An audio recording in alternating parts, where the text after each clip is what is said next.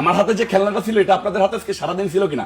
হাজার হাজার দেখুন নয়ন ভাই, আমরা ভেবেছিলাম যে আপনি তারেক রহমানের গাড়ির পিছনে দৌড়ান, এটা ঠিক আছে। আপনার দলীয় লিডার প্লিজ বলতে দেন, প্লিজ ভাই বলতে তো হবে। আপা বলতেছিলেন দেখলাম সেম কাইন্ড, আমি ভাবছিলাম হয়তো আমার একটা প্রশ্ন ছিল যে আমার হাতে যে খেলনা আপনি নোট নেন, আপনি নোট নিয়ে আমার কথা উত্তর দিবেন। হ্যাঁ, আপনার খেলনা না অস্ত্র সেটা উত্তর দিবেন। আমার কাছে এখানে ভিডিও আছে এবং ছবি আছে। হাসিনা যে কাজগুলো করতো সেটা এখন আমরা বিএনপির মাঝে দেখছি। এরপর ছাত্রলীগ যে কাজগুলো করতো সেটা আমরা ছাত্র দল এবং দেখছি। এখানে আমি খুবই মানে এসে ভাইকে দেখলাম, তো গতকালকে সারাদিন ভাইকে আমরা স্ক্রিনে দেখেছি, টিভি মিডিয়াতে দেখেছি আপনাদের মাধ্যমে। তো সেখানে দেখেছি ভাই হেলমেট পরিহিত অবস্থায় হাতে অস্ত্র নিয়ে তিনি লিড দিচ্ছেন এবং কিছু কিছু জায়গায় তিনি পুলিশ, ওটাকে কি বলে যে GA5 না কি বলে এগুলো, আজকে যেটা আপনারা খেলনা না আজকে যেটা সারা বাংলাদেশের যে শিবির আপনার বাসায় যদি খেলনা হয়ে থাকে তাহলে আমি খেলনার কথা আচ্ছা ঠিক আছে। ভাই হচ্ছে কিছু খেলনা নিয়ে শহীদ মিনারের প্রোগ্রাম, আমি যদি একটু আপনাদেরকে দেখাই, এই যে এখানে একটা বড় খেলনা হাতে আছে, এটা সবুজ কালারের খেলনা এবং হেলমেট পরিহিত অবস্থায় আছে। এরপরে হচ্ছে না আমাদের হাতে না, এটা আমরা গণমাধ্যম ছিল, এই অস্ত্রগুলো আপনাদের হাতে ছিল। দেখুন ভাই, জিজ্ঞেস করতে ছিল কিনা আমার হাতে যে খেলনাটা ছিল এটা আপনাদের হাতে আজকে সারাদিন ছিল কিনা?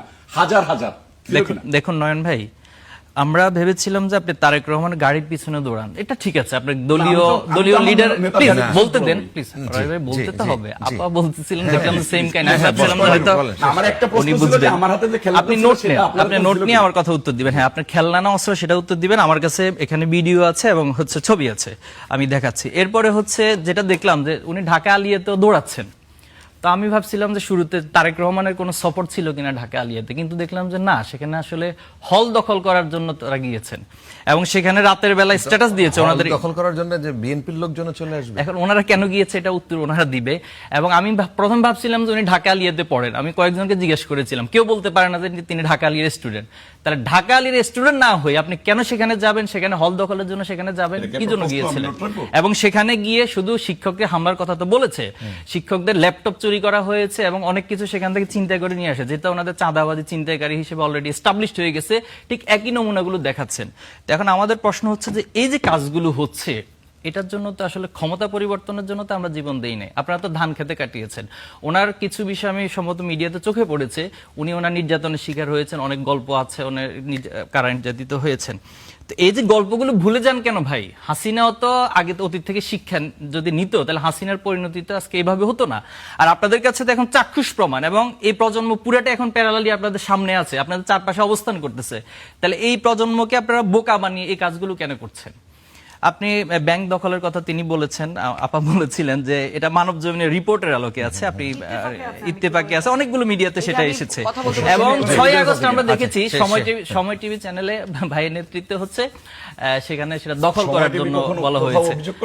এটা নিউজ আছে, আপনি মিডিয়ার বিরুদ্ধে স্টেপ নেন। মিডিয়া কেন নিউজটা করলো? আপনি স্টেপ নিতে পারেন, আপনি তো ক্ষমতায় আছেন। তো এই যে পেটের ক্ষুধা দীর্ঘদিন আসলে ওই যে বলে না খাওয়া দাওয়া যাদের অভ্যাস, এখন দীর্ঘদিন 15 বছর যে না খেয়ে থাকার অবস্থা, আমার কাছে মনে হয় পুরাটাই প্র্যাকটিক্যাল একটা রূপ আমরা দেখতে পাচ্ছি। তো এই জায়গায় এসে জুলাই আমরা কিছুটা আহত হই এবং আমার কাছে মনে হয় যে এটার একটা সংশোধন প্রয়োজন। আর যদি সংশোধন না হয় তাহলে জুলাই আগস্টের যে প্রজন্ম আছে তারা আসলে তাদের করণীয় ঠিক করে নেবে। আচ্ছা।